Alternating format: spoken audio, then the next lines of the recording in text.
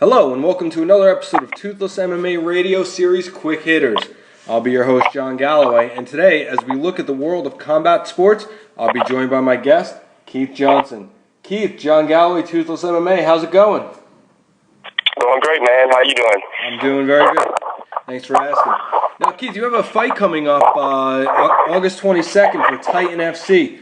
How's that coming about for you? It's coming good, man. I'm just now hitting my stride in training camp, so starting to really feel good and getting my daily groove. Now, tell us about your training split right now. What is your training schedule? How's it working out? Right now I train Monday through Friday at 7 a.m. and then also at 7 p.m. Monday through Thursday. And then I'll do 10 to 12 on Saturday as well. All right. Now, is that a normal camp for you, or is this a more intense camp going into the Titan fight? It's a normal. Those are my normal times I train, but definitely I would say I've got the intensity picked up, just because it's a bigger fighter on a bigger stage, so I'm definitely kind of upping the intensity level. Now, you're coming into the Titan family with a 4-fight win streak. Does that give you the momentum to hopefully carry it forward, or does it mean nothing because you're at a different level at this point? Yeah, it gives me a lot of momentum, just feeling comfortable, knowing that I'm on my game and that everything is kind of firing on all cylinders right now. And it's actually 5 fights. Oh, okay. So I don't know. Even better. A lot of people have my record wrong as well. I'm actually 13-3. And I've been, every time I speak with somebody, it's a little different. But I'm 13-3 and got a 5-fight win streak, and finished all 5 of them.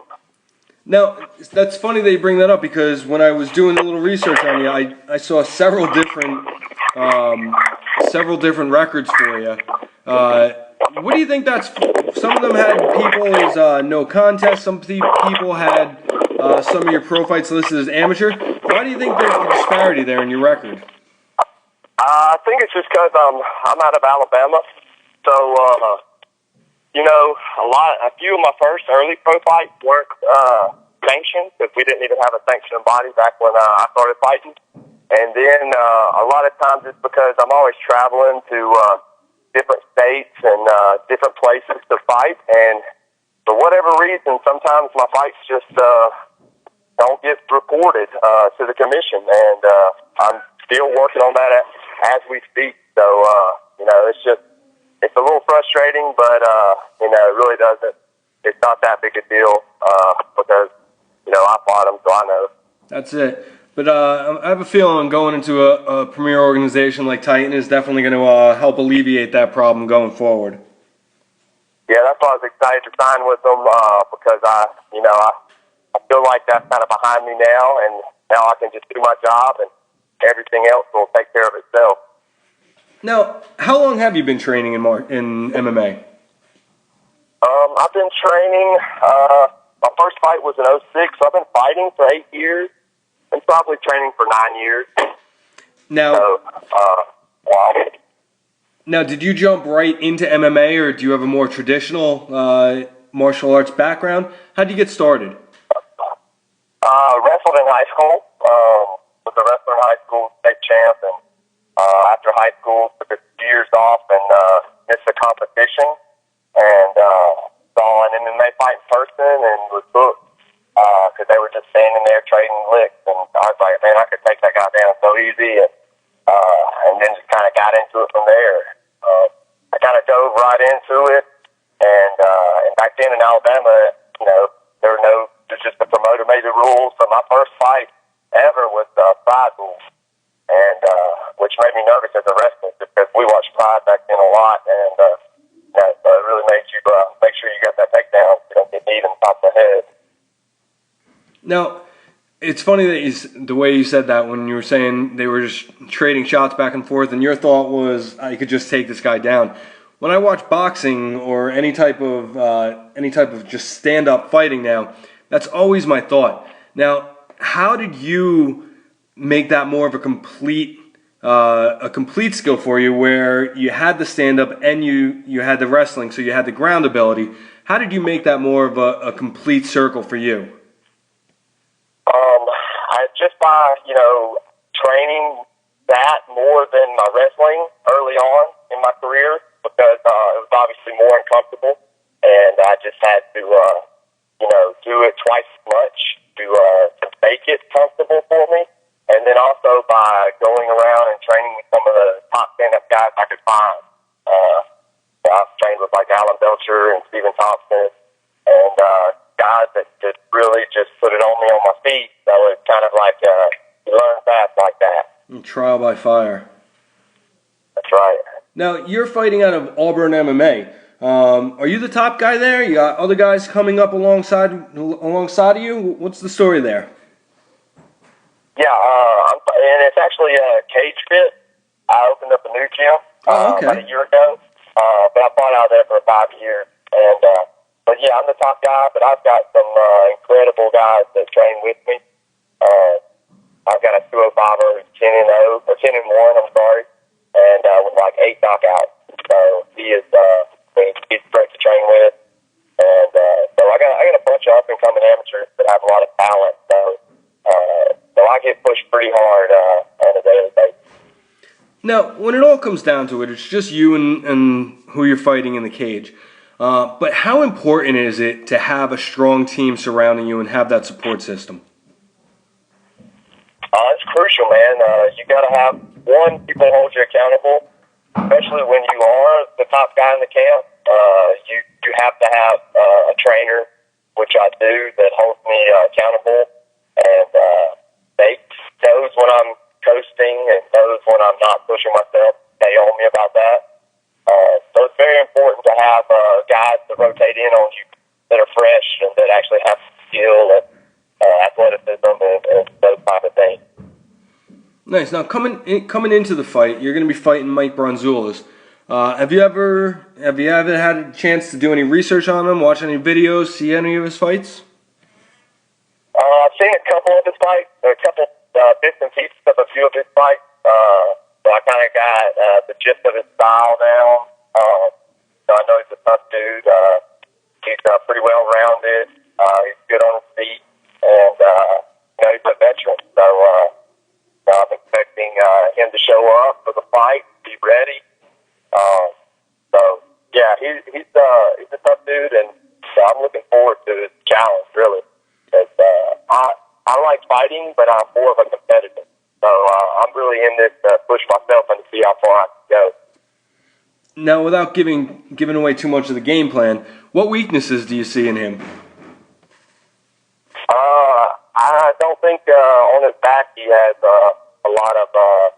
I think that's probably his weakest point is he's on his back. He has good submission defense and stuff, but just general. I would say that's the biggest area I could exploit. But there's a couple other areas too where I feel like I'm stronger. My thing is I'm a percentage fighter, so I'm going for the highest percentage that I can win. And that way, because I hate to see guys that are good jiu-jitsu guys that stand up and bang with another guy the whole time, never even use their jiu-jitsu, and lose the decision. That's my one pet peeve in MMA is that guys will have an advantage and they don't use it. If you don't use your advantage, it's not an advantage. That's right. Yeah, a lot of times you do see people they try to, I don't know how you would want to put it, they try to one-up the guy, they try to take his strength and beat him at his own game, so to speak, but they tend to fail, they leave their own strengths, outside the ring, which is, like you just said, it's silly. Yeah, it really is, man, because, I believe in fighting in general, especially when you got two different styles, whoever imposes their will or whoever,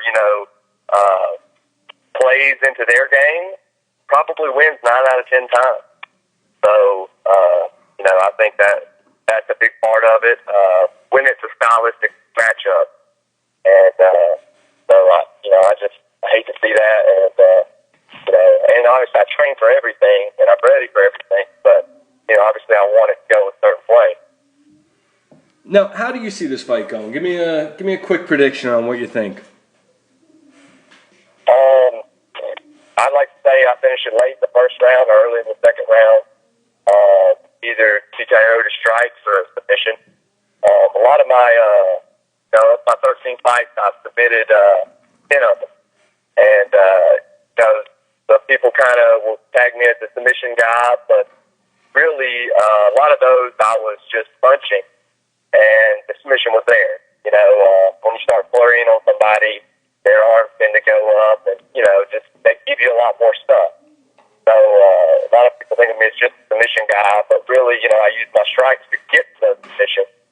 And, because there's so many tough dudes in MMA, I can punch some guys in the head 20 times, and they're still fine. You know what I mean? But when you choke a guy, he's done every time.